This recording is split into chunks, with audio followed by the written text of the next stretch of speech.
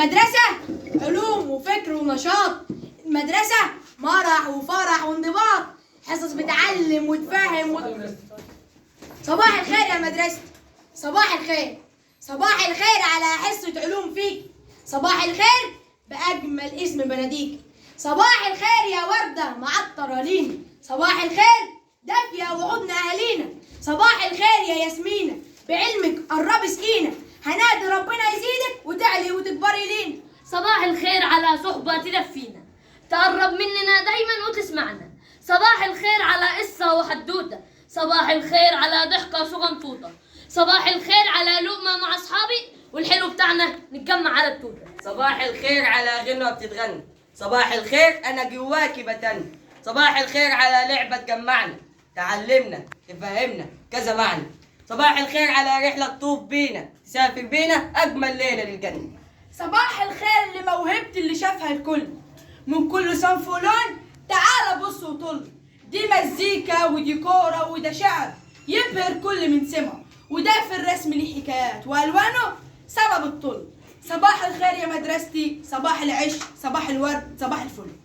المدرسة علوم وفكر ونشاط، المدرسة مرح وفرح وانضباط، حصص بتعلم وتفهم وتنور، وحصص بتنمي وتقوي وتكبر. المدرسة دنيا غير الدنيا وبيت غير البيت. المدرسة صداقة وعلاقات، حب ومودة وجدعنة ما تنتهيش، المدرسة دفى ووفا وحنان واحترام، المدرسة بناء وانتماء واحتواء، مدرسة كراستي وقلم وكتابي، نور بينور دنيتي ويرسم طريق مستقبلي. المدرسة أصحابه وزمايله وفريتي، المدرسة أستاذ، المدرسة أستاذ، المدرسة أستاذ. أستاذي مالك يا عم علات ولا إيه؟ بالفعل المدرسة أستاذ. المدرسة أستاذ؟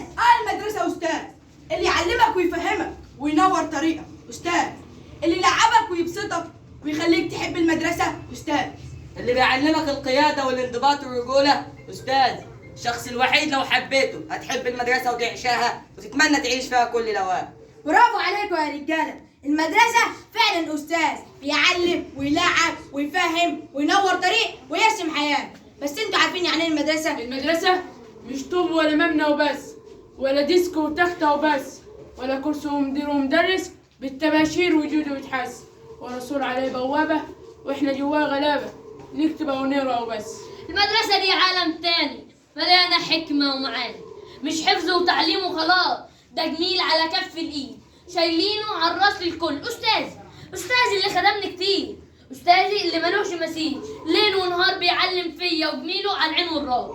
صباح الفل على الناس الفل، هننزل الشربات للكل وهنعلق الزينة وهرص الكراسي. خير يا عم الحاول فرحنا معاك. النهارده يوم سعيد علينا كلنا والفرح هيجي ويضمنا، النهارده يوم تكريم المدرسين.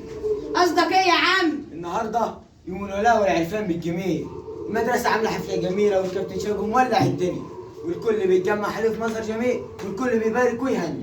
ده شعورك النبيل يا عم الحاوي، ده شعور كل المجمعين حواليك بيحبوه، لكن سألت نفسك ايه شعور المدرس نفسه وايه صدقه له؟ وحياة ابوك يا عم الدين بلاش الدور الرومانسي، وكل شوق ما يكتب كلمتين تاخد الدور الحزين وتعمل فيها محمود ياسين وتعمل له قرطاس قدام الناس، بقول لك حفلة يا هو يعني جاتوه.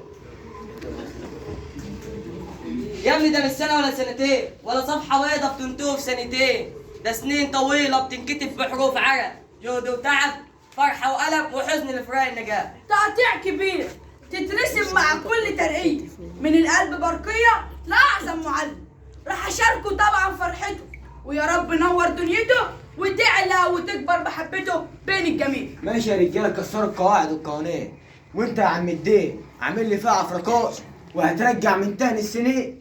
أنا يا ابني لا مكسر القواعد ولا القوانين ولا عامل فيها عفركات، الكلام ده في الحواديت وقصص الأطفال، أنا بحكي على واقع مر أكتر من 30 سنة في التربية والتعليم، بين مدرس وكيل وناظر ومدير، وفي لحظة بيتفرقوا كل السنين. مين اللي قال راح تفرق كل السنين؟ ده سجله حافل بالنصر في كل الميادين، معروف عنه القيادة والحكمة وحسن التصرف في الأمور، وهيفضل اسمه مدوي في كل مكان، رمز للعلم والتعليم. كان زمان يا عم باسم، كان زمان. لا يا عم الدين، هو اللي طلع على المعاش كانوا اتنسوا لسه قادم، وحافظين مكانهم وفي الصفوف الأولى في كل مكان، ويلاقوا من كل الناس التقدير والاحترام. المدرس صاحب أعظم وأرقى وأجل مهنة في التاريخ.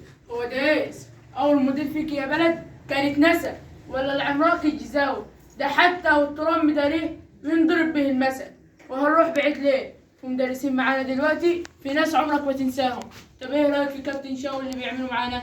تقدر تنساه؟ طبعا لا. فعلا دول أصحاب أعظم وأجل مهنة في الدنيا، بيبلغوا العلم ويفتحوا العقول ويخلونا بني آدمين بدل ما احنا مش فاهمين. من علمني حرفا صمت له عهدا.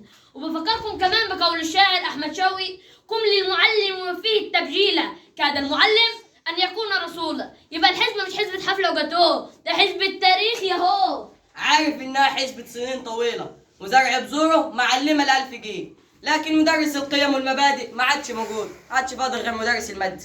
أنا بختلف معاك في النقطة دي على وجه الخصوص. ده بيعتمد على شخصية الإنسان نفسه. المفروض والصح والواقع المدرس أخطر مهنة في الدنيا، مسؤول عن صناعة أجيال بيبث فيهم علمه وفكره وشخصيته. عشان كده بتلاقي كل التلامذة بتحاول تقلده وتكون زيه. عشان كده لازم يكون المدرس مثقف ومطلع وشخصية قوية.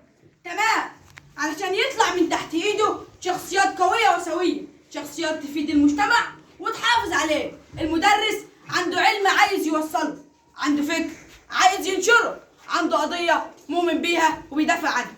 مدرس بيحب عمله مهما كان هاجم، وعارف ان البشر مش هم اللي هيحاسبوه عشان يشتكي او يفكر فيهم. بيراعي ضميره عشان عارف ربنا هو اللي هيحاسبه، ويعلم علم اليقين ان مهنته مهنة الرسل مع اختلاف الزمن والاشخاص. فعلا ده اللي ربنا هيبارك فيه، ومهما حصل كل الناس بتحبه وتطلب ود وتتمنى تقرب منه.